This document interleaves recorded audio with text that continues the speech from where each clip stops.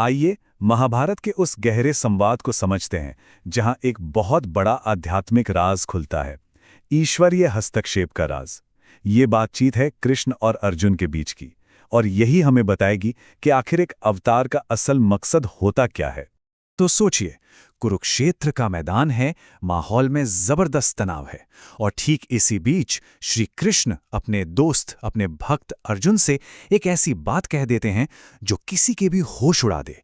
एक ऐसा दावा जो आप कह सकते हैं बिल्कुल असंभव लगता है। श्री कृष्ण कहते हैं कि ये जो ज्ञान है, ये योग, ये मैंने इस दुनिया की शुरुआत में, एकदम शुरू में सूर्यदेव को सिखाया था।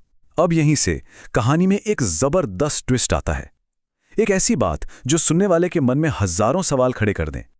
और जाहिर है यही सवाल अर्जुन के दिमाग में भी घूम रहा था, भाई ये कैसे हो सकता है? कृष्ण तो उनके सामने खड़े हैं, उनके जमाने के हैं, तो वो सृष्टि के शुरू में किसी देवता को ज्ञान कैसे दे सकते हैं?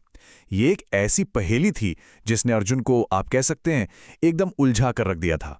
और अर्जुन का यही शक, यही सवाल इस पूरी बातचीत को एक बहुत जरूरी मोड़ देता है। पता है क्यों?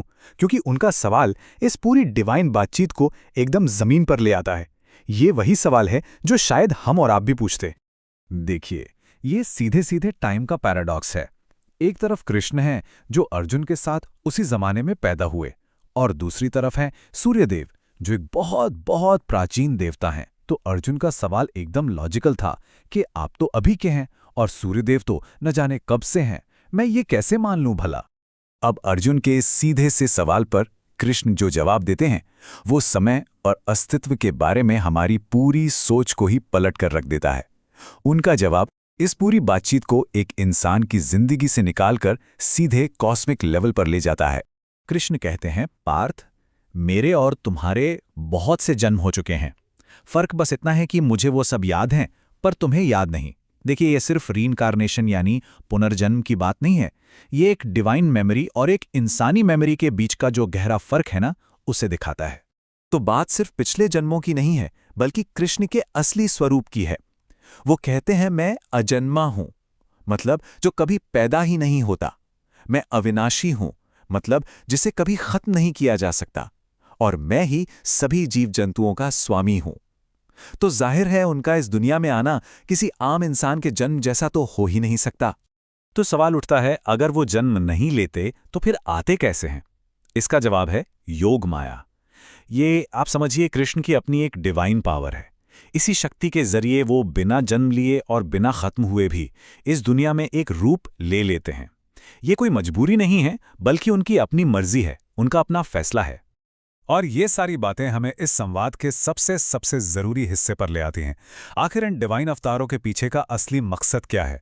वो कौन सा वादा है जो हर युग, हर दौर को दिया गया है?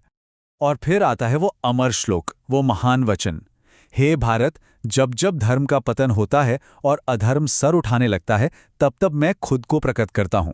ये एक तरह का यूनिवर्सल प्रॉमिस है, एक गारंटी कि जब भी दुनिया का संतुलन बिगड़ेगा, डिवाइन इंटरवेंशन जरूर होगा। तो इस अवतार का मिशन क्या है? कृष्ण इसे 3 हिस्सों में बिल्कुल साफ साफ बताते हैं। पहला, सज्जनों की रक्षा करना, मतलब अच्छे लोगों को प्रोटेक्ट करना। दूसरा, दुष्टों का विनाश करना। और तीसरा और सबसे जरूरी, धर्म की स्थापना करना। और धर्म का मतलब यहां सिर्फ मजहब नहीं है, इसका मतलब है वो यूनिवर्सल लॉ, वो बैलेंस जिस पे ये पूरी दुनिया टिकी है, उससे वापस अपनी जगह पर लाना। और ये कोई एक बार होने वाली घटना नहीं है, बिल्कुल नहीं। कृष्ण साफ कहते हैं, संभवामि युगे युगे, मतलब मैं इस काम को पूरा करने के लिए हर युग में बार बार आता हूं। ये एक ऐसा वादा है जो कभी खत्म नहीं होता। ये एक साइकिल है जो हमेशा चलती रहती है। तो हजारों साल पुराना ये संवाद आज हमें एक बहुत बड़े सवाल के साथ छोड़ जाता है। अगर ये डिवाइन साइकिल हर युग में दोहराई जाती है, तो फिर हमारे इस युग का, आज के समय का धर्म क्या है? हम अपने समय में उस बैलेंस को, उस सही रास्ते को कैसे स्थापित कर सकते हैं? ये एक ऐसा सवाल है जिसका जवाब हम सबको मिलकर सोचना होगा।